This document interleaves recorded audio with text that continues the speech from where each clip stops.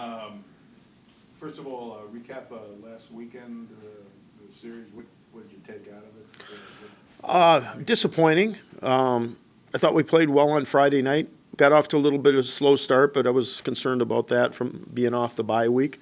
But I thought we played real well after the first 10 minutes of that game. I thought we had a great second period. The biggest disappointment for me is that both nights we lost the lead in the third period.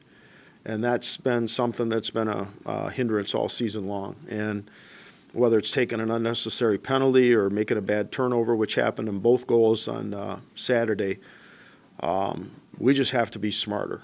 We have to recognize we don't want to change how we play or go into a shell defensively when we have a one-goal lead, but we can't take bad penalties, and we certainly can't make blatant turnovers that lead to both goals on Saturday night. And that's and as a coach, when you have guys that are taking penalties, it's easy to discipline them, sit them down, or whatever. But they come from different sources all the time. It's not like one guy that you're trying to, to get the point across to. I can't remember the last time Cam Morrison took a penalty, let alone a bad penalty. He's the one that took the penalty in the third period on Saturday. The night before, it was Michael Graham and maybe Alex Steves, two other guys that are not known for taking penalties. So that's the challenging part for me as a coach is there's no, you can talk about it till you're blue in the face, but they get into game situations and we have to find a way to respond. Frankly, it's about this group, learning how to win. And the upperclassmen have been there before and they know how to deal with that. And for the most part, they've been playing as hard as they can play, but it's really about everybody doing the same thing, trying to make sure that they're doing things the right way in order to, not just hold on to the lead, but also potentially to score that next goal. You going to do any fidgeting with the lines or anything? I think we've done enough of that throughout the year. I have made changes within the games. I'd say probably the last half dozen games, I've moved people around based on how they're performing or sometimes based on matchups. And we talked last week about how hot Minnesota was coming into the series, and then now you play a Michigan team that's won 8 of them, is 8-2-1 since the first league, yeah, and has won 4 of its last 5. What have they been doing well? Well, I think they found their groove. They went through the first half of the year. They were dinged up. They had a lot of key injuries, Lockwood, Slaker, a lot of key guys out. They got healthy. They started getting a little confidence after Christmas, and it started here, when we played them early. That's where it really started. And I think they got a lot of confidence from our series. Then they went into Penn State and I think took 5 out of 6 points, which we did as well, but it's not an easy thing to do in that building.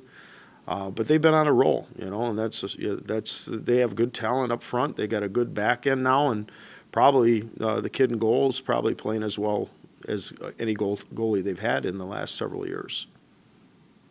What kind of year is Spencer having for you? What more would you like to get out of him? He's had a good year. I mean, he had a good year as a freshman, and this year, we've tried to get him a little bit more. Get him more offensively engaged. And, we've got him playing on the point of one of our power plays, trying to get him to be more transitional offensively, using his skating. He has a tendency to want to skate with the puck. I'd like to see him jump into the play more without the puck at times. He can make a rush, and he has the skating ability to get back when he does jump into the play, which is great. I have no issue with him jumping into the play with the puck, but I'd like to see him do a little bit more without the puck offensively. He's done a great job defensively with his skating and his stick skills. So he's done he's had a good sophomore year. I think he's grown a little bit. I think there's still room for growth though, with and without the puck. But I like his game, and he's quietly a leader back there for us.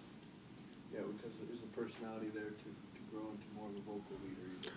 I hope so. As they get into their upper class years, hopefully they gain the confidence to speak up when they need to, even if that's not in their personality. And you know, he's not the most vocal guy in the world. He's always got a smile on his face, a fun-loving kid. But when it comes to practice, comes to games, you know, he plays hard. And you know, and I think that, you know, as time goes on, I think he'll have to learn to have a little bit more, nastiness in his game defensively. But right now, I think that, you know, he's built like a fire hydrant, so, you know, it's not from a lack of strength. It's just going to be a lack of confidence, or improving his confidence in those physical confrontational areas. And then has he avoided the big penalty this year for you? Yeah, he has. He doesn't. He usually doesn't end up in the box. He plays a pretty clean game. What makes Cal Burke such a good leader? Maturity, you know. Well, plus his character. I mean, he's a real solid individual. He's up for the senior class award. He's up for the finalist for the humanitarian award.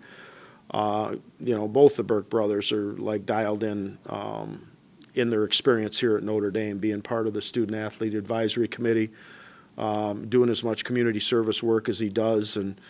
But he's a mature kid. You know, like I've had captains in the past here that I looked at as, you know, they're adults. You know, when you have a conversation with them, they're not children. And, you know, Cal's one of those guys that, you know, he's an adult, and, you know, I think he's respected because he works as hard as he does. And, you know, he has the speed and the ability sometimes to put our team on his back at times. And that's even better because, you know, he's not a selfish person. He's not undisciplined. He does everything right, you know, and I think that he's played his best hockey since he got that monkey off his back as far as scoring a goal, you know, about 3 weeks ago. When he got that first goal, all of a sudden everything started opening up for him again. You know, his question about Spencer, I remember you talking about how you'd like to see him step up. There was last year when Bobby got hurt, and you had put him on the point. He scored a really big goal. I can't remember what the game was, but where he actually rushed up the ice. No, that was the championship game against Penn State. Yeah, and it was a backhander, I think.